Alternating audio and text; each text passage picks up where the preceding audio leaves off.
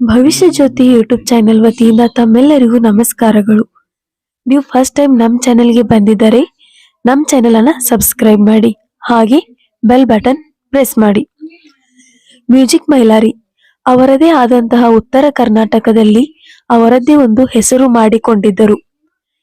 ಈ ಒಂದು ಅಪ್ರಾಪ್ತ ಬಾಲಕಿಯ ಜೊತೆ ತಪ್ಪು ಮಾಡಿ ಸದ್ಯದಲ್ಲಿ ಜೈಲಿಗೆ ಸೇರಿದ್ದರು. ಈಗ ಬಿಗ್ ಅಪ್ಡೇಟ್.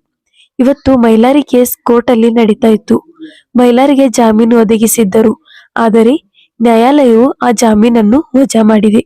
ಹೀಗಾಗಿ ಮೈಲಾರಿಗೆ ಮತ್ತು ಅವರ ಕುಟುಂಬಕ್ಕೆ ಒಂದು ಆಘಾತ ಅಂತ ದುಃಖಿತ ಎಂದು ತಿಳಿದು ಬಂದಿದೆ. ಇತ್ತೀಚೆಗೆ ಮೈಲಾರಿಗೆ ಒಂದು ಗಂಡು ಮಗು ಆಗಿತ್ತು. ಆ ಖುಷಿಯಲ್ಲಿ ಮೈಲಾರಿಗೆ ಜಾಮೀನು ಸಿಗುತ್ತೆ, ಹೊರಗಡೆ ಬರುತ್ತಾರೆ ಎಂದು ಅಂದುಕೊಂಡು ಭರವಸೆಯಲ್ಲಿದ್ದರು. ಪೋಕ್ಸೋ ಕೇಸ್ ಇದು ಸಾಮಾನ್ಯವಲ್ಲ, ಇದು ಒಂದು ದೊಡ್ಡ ಅಪರಾಧ. ಇದರಿಂದ ಹೊರಗೆ ಬರುವುದು ಅಷ್ಟು ಸುಲಭವಲ್ಲ.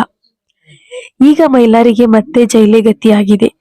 ನ್ಯಾಯಾಧೀಶರು ಮೈಲಾರಿಯ ಜಾಮೀನನ್ನು ವಜಾಗೊಳಿಸಿದ್ದಾರೆ, ಮತ್ತೆ ಜೈಲಿಗೆ ವಾಪಸ್ ಕಳಿಸಿದ್ದಾರೆ.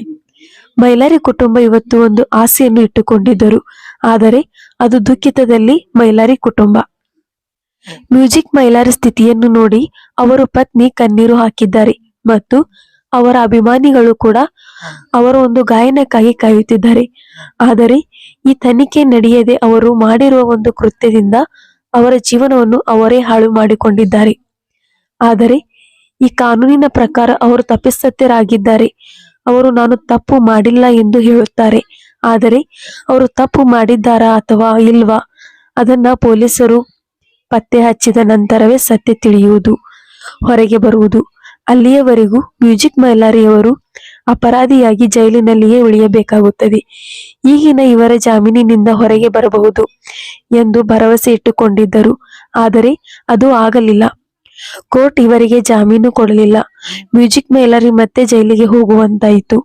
ಈ ಒಂದು ವಿಷಯ ತಿಳಿದು ಮ್ಯೂಜಿಕ್ ಮೈಲಾರಿಯವರನ್ನು ಕುಟುಂಬ ಅಳುತ್ತಿದ್ದಾರೆ. ಆದರೆ ಏನು ಮಾಡುವುದು, ಅಸಾಧ್ಯ ಇದ್ದರೂ ನ್ಯಾಯಾಂಗ ಬಂಧನದಲ್ಲಿದ್ದಾರೆ. ಇವಾಗ ಹೊರಗೆ ಬರುತ್ತಾರೆ ಅಥವಾ ಇಲ್ಲ ಎಂಬುದು ಗೊತ್ತಿಲ್ಲ. ಇವರು ತಪ್ಪು ಮಾಡಿದ್ದಾರಾ ಇಲ್ಲ ಅದು ಕೂಡ ತಿಳಿದು ಬಂದಿಲ್ಲ.